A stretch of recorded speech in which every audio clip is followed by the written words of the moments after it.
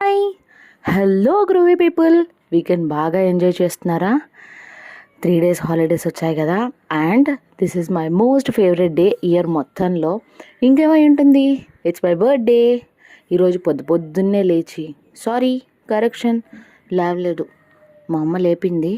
Then మనకి రెగ్యులర్గా బర్త్డేకి జరిగేవే కొత్త బట్టలు, పసుపు బొట్టు, గుళ్ళు, పూజలు, ప్రసాదాలు, అమ్మ నాన్న దగ్గర బ్లెస్సింగ్స్. అండ్ మీరు చెప్పండి, మీలో ఎంతమంది బర్త్డే రోజు డెఫినెట్గా పేరెంట్స్ దగ్గర బ్లెస్సింగ్స్ తీసుకుంటారు? ఇవన్నీ అయ్యేటప్పటికి 10 అయింది.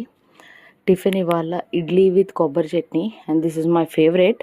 యూజువల్లీ మామూలుగా ఇంటికి వచ్చామంటేనే మనకి ఏం ఇష్టమో అదే చేస్తూ ఉంటారు.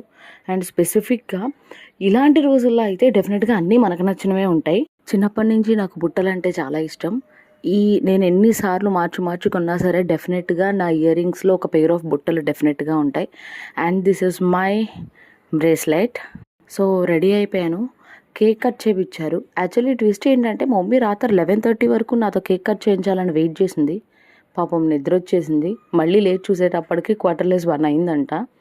సో ఆ రాత్రి 12:30కి కట్ చేయాల్సిన కేక్ ఇప్పుడు మార్నింగ్ 12కి కట్ చేస్తున్నాను.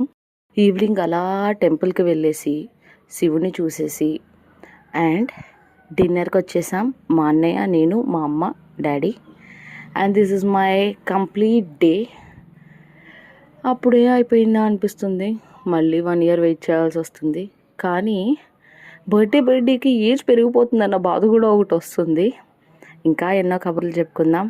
Like, share, subscribe. Bye bye.